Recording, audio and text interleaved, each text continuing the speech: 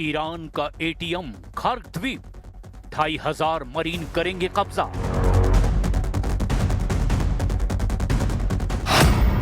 क्या ईरान युद्ध में राष्ट्रपति ट्रंप ने अपने टारगेट पूरी तरह से बदल दिए हैं? जो ट्रंप ईरान से खामनेई शासन के पतन की कस्में खा रहे थे, वही ट्रंप अब ईरान में सत्ता परिवर्तन करने की बजाय स्ट्रेट ऑफ हॉर्मुज और खर्ग द्वीप पर कब्जा या यूं कहें कि कंट्रोल करने की जंग में जुट गए हैं। हम आपको दिखाने जा रहे हैं कि इजराइल जहां ईरान को तबाह करने के लिए भीषण हमले कर रहा है, वहीं ट्रंप समंदर में ईरान के अरबों खरबों डॉलर के तेल भंडारों और पूरे सिस्टम पर कब्जा करने में जुट गए हैं। अब खबर तो यहां तक है कि सऊदी अरब के कमांडो के साथ मिलकर अमेरिकी मरीन के 2500 कमांडो ईरान के समंदर में भीषण हमला करने जा रहे हैं और इसीलिए ट्रंप ने दुनिया भर के देशों से अपील की है कि वो स्ट्रेट ऑफ हॉर्मुज में अपने अपने देशों की सेनाएं भेजें ताकि ईरान की IRGC के हमलों को रोका जा सके। इस वक्त स्ट्रेट ऑफ हॉर्मुज में ईरानी बारूदी सुरंगों से दहशत मची हुई है और ऐसे में पलड़ा कभी भी किसी भी तरफ भारी होता है। घटनाक्रम तेजी से बदल रहा है, पर हम शुरुआत करते हैं ट्रंप के उस प्लान से जो ईरान को आर्थिक तौर पर कंगाल कर सकता है। ईरान पर फटेगा हॉर्मुज बम, ट्रंप का टारगेट खर्ग द्वीप।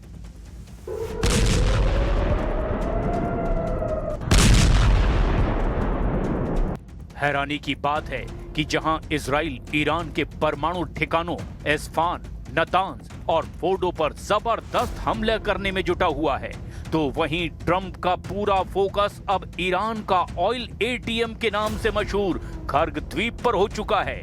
इस खबर में सबसे बड़ी खबर यह है कि अभी तक अमेरिका ने जितने भी हवाई हमले खर्ग द्वीप पर किए, उनमें एक भी हमला तेल पाइपलाइन, रिफाइनरियों, तेल टर्मिनल या फिर तेल डिपो या तेल इंफ्रास्ट्रक्चर पर नहीं किया है।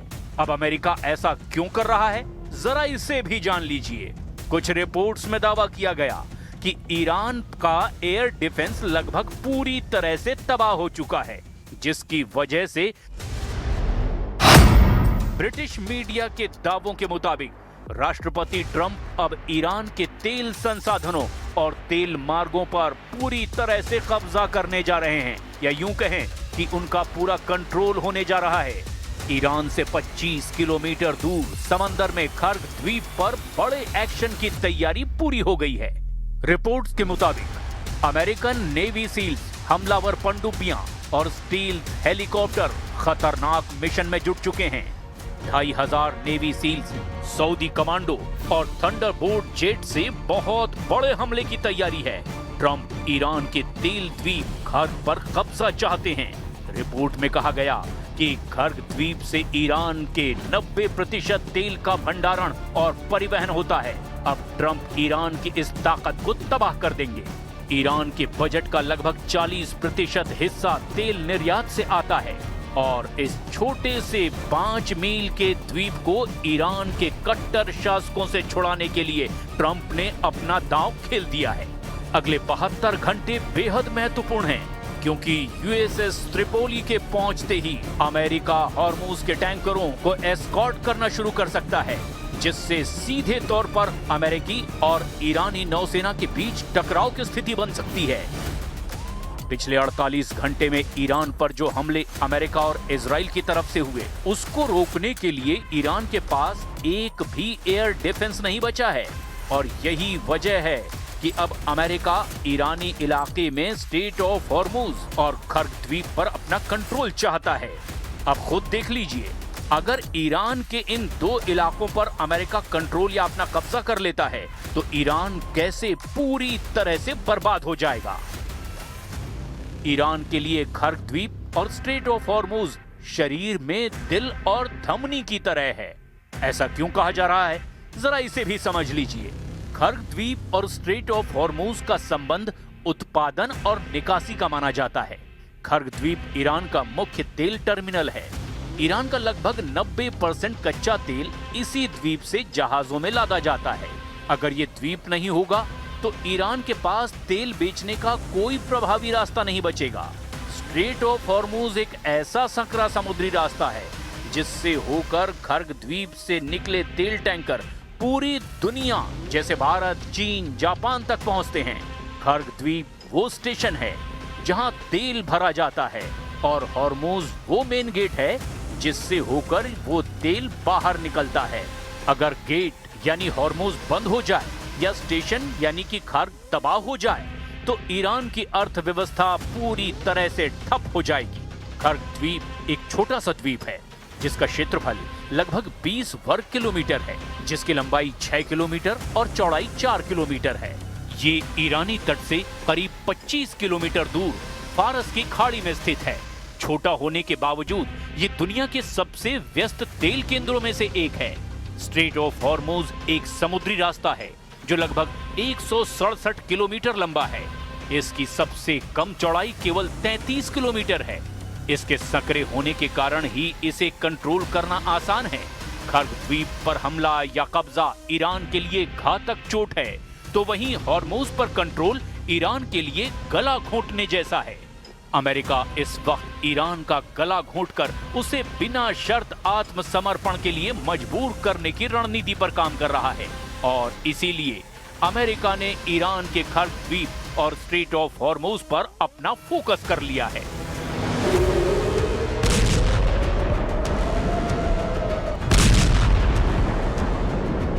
अब ऐसे हालात में देखना यह होगा कि ईरान अपने खर्ग द्वीप और स्ट्रेट ऑफ हॉर्मुज को बचाने के लिए क्या करता है।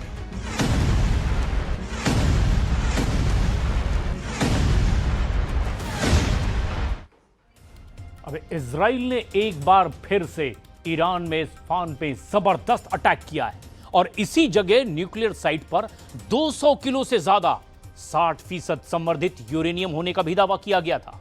उधर ट्रंप ने इस तेल के लिए गल्फ पर निर्भर देशों से हॉर्मुज स्ट्रेट में वॉरशिप भेजने के लिए मदद मांग ली है, जबकि तेहरान ने यूएई पोर्ट को खाली करने की धमकी दे दी है।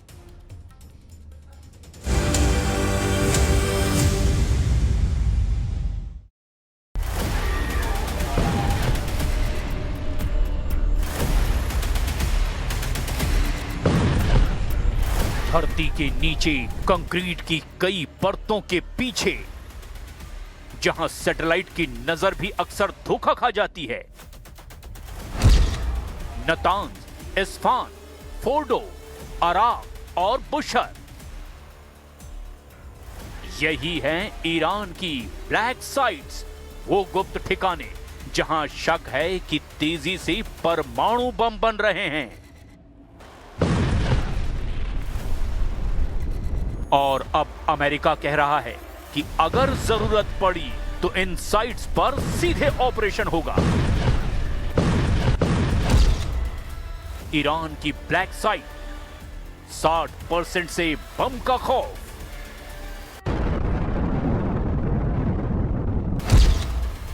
ईरान की ब्लैक साइट में बन गए 10 परमाणु बम।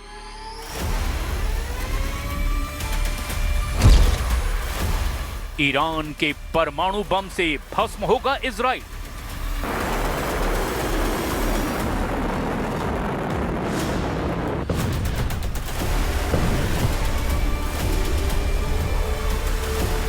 रात के सन्नाटे में ईरान की पहाड़ियों के 100 मीटर नीचे एक ऐसी जगह जहां आईएईए यानी अंतर्राष्ट्रीय परमाणु ऊर्जा एजेंसी भी नहीं पहुंच पा रही, जहां 440 किलो से ज्यादा 60% संवर्धित यानी शुद्ध यूरेनियम गायब हो चुका है। क्या ये ब्लैक साइट्स अब परमाणु बम को जन्म दे रही है? क्या ईरान 440 किलो शुद्ध यूरेनियम से परमाणु बम बना चुका है? अमेरिका और इजराइल इन ब्लैक साइट्स को खत्म करने के लिए तैयार है, लेकिन सवाल यह है, क्या ये यूरेनियम पहले ही कहीं और छिपाया जा चुका है? यूरेनियम 5% शुद्ध है, तो न्यूक्लियर प्लांट में बिजली बनाने के लिए इस्तेमाल होता है। 20% में मेडिकल रिसर्च, वैज्ञानिक प्रयोग और कुछ रिसर्च रिएक्टर में होता है। 60% बहुत खतरनाक स्तर माना जाता है, क्योंकि सिर्फ 3 हफ्ते में इसे 90% संवर्धित करके यानी कि शुद्ध करके बम बनाया जा सकता है। और 90% संवर्धित यूरेनियम से बस 2 से 3 दिनों में परमाणु बम बनाया जा सकता है। 200 किलो 60% संवर्धित यूरेनियम से करीब 5 न्यूक्लियर बम बनाए जा सकते हैं और 440 किलो से 9 से 10 न्यूक्लियर बम बनाए जा सकते हैं। मई 2025 की रिपोर्ट के मुताबिक ईरान के पास 440 किलो 60% संवर्धित यूरेनियम था। ये 9 से 10 न्यूक्लियर बम बनाने के लिए काफी है। जून 2025 के हमलों के बाद IAEA के पास इन साइट्स को कोई एक्सेस नहीं मिला। सवाल अब ऐसे में यह है कि 440 किलो यूरेनियम का स्टॉक आखिर कहां गया? क्या इस्फहान टनल में अभी भी 200 किलो से ज्यादा यूरेनियम है, या इसे फोर्डो जैसे दूसरे संदिग्ध परमाणु ठिकानों पर शिफ्ट किया जा चुका है? IAEA ने तो यहां तक कह दिया कि हम इन डेटा की पुष्टि नहीं कर सकते। फोर्डो कुम की पहाड़ी में 90 मीटर नीचे पूरी तरह अंडरग्राउंड है। 2025 में अमेरिका ने GBU-57 बंकर बस्टर से यहां हमला किया था। इस्फहान एक टनल कॉम्प्लेक्स जहां पर 200 किलो से ज्यादा 60% शुद्ध यूरेनियम स्टोर था। IAEA डायरेक्टर राफेल ग्रॉसी ने 9 मार्च 2026 को कहा, हम जानते हैं कि आधा से ज्यादा स्टॉक अभी भी वहां अंडरग्राउंड टनल में है। नतांज ईरान की सबसे बड़ी न्यूक्लियर साइट। 2 मार्च 2026 को नया हमला हुआ। स्ट्रेंस बिल्डिंग तबाह हो गई, लेकिन मेन हॉल अभी भी बचा हुआ है। पिक्सेक्स माउंटेन 100 मीटर से ज्यादा गहरी नई ब्लैक साइट जो नतांज के पास ही है। दावा है कि यहां नया चौथा परमाणु प्लांट बन रहा है। IAEA को इसका सटीक लोकेशन अब तक नहीं पता। पर्चिन मिलिट्री कॉम्प्लेक्स तेहरान से 30 किलोमीटर दूर दक्षिण पूर्व में ये मौजूद है। ये एक हाई एक्सप्लोजिव टेस्टिंग और संदिग्ध न्यूक्लियर वेपन साइट बताई जा रही है। मिनजादई और लविसान चियन तेहरान के उत्तर पूर्व में सबसे गुप्त nuclear weapon development sites. Israel ने इस जगह भी हमला किया, लेकिन पूरी तरह से तबाह नहीं कर पाया। अराब तेहरान से 220 किलोमीटर दक्षिण पश्चिम में है। दावा है कि यहां हैवी वाटर रिएक्टर और दूसरे छोटे साइट्स भी हैं। तुर्कुजाबाद, वरामिन और मरीवान जैसे कुछ संदिग्ध परमाणु ठिकानों की बात भी सामने आई है। ईरान की ब्लैक साइट्स कोई फिल्मी नाम नहीं। IAEA की रिपोर्ट के इन्हीं अनडिक्लेयर्ड साइट्स को कहा गया है। यही वजह है कि अमेरिका और इजराइल की चिंता लगातार बढ़ती जा रही है, क्योंकि अगर ईरान परमाणु हथियार बना लेता है तो मिडिल ईस्ट की पूरी रणनीतिक तस्वीर बदल सकती है। तो फिर सवाल यह है कि ट्रंप और नेतन्याहू के दिमाग में आखिर चल क्या रहा है? अमेरिका इन ब्लैक साइट को कैसे हैंडल करेगा? अमेरिका के पास पहला ऑप्शन है air strike. B-2 stealth bomber से बंकर बस्टर बम गिरा सकता है।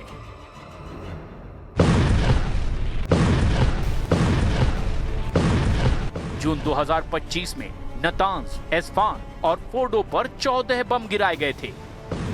2026 में नतांज पर फिर एयर स्ट्राइक हुई। दूसरा ऑपरेशन है special operations red. Delta force या US स्पेशल फोर्सेस को यहां भेजा जा सकता है।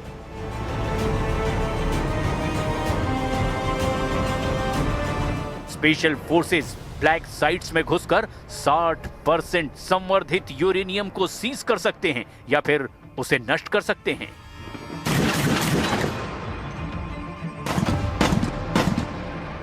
तीसरा ऑप्शन है ground force.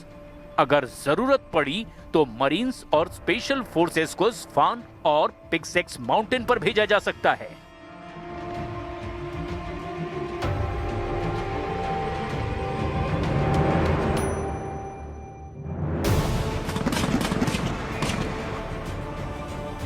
We have a lot of Navy ships there. We have the best equipment in the world, inspecting for mines. Again, most of their ships are down at the bottom of the sea, but we will hit them so hard that it will not be possible for them or anybody else helping them to ever recover that section of the world. Iran और परमाणु कार्यक्रम का विवाद आज का नहीं है। करीब 20 साल से ज्यादा समय से दुनिया को शक है कि तेहरान सिर्फ बिजली के लिए नहीं बल्कि परमाणु हथियार की ताकत हासिल करना चाहता है। और इसी शक के बीच बार बार सामने आते हैं ईरान के गुप्त परमाणु ठिकाने यानी ईरान के ब्लैक साइट्स। लेकिन इन ब्लैक साइट्स को लेकर आईएईए अभी भी अंधेरे में है। अमेरिका इजराइल की सेना ब्लैक साइट्स को टारगेट करने में लगी है, लेकिन सवाल यह है कि अगर 60% संवर्धित यूरेनियम का भूत पहले ही निकल चुका है तो फिर अमेरिका और इजराइल के हाथ से मौका फिसल चुका है।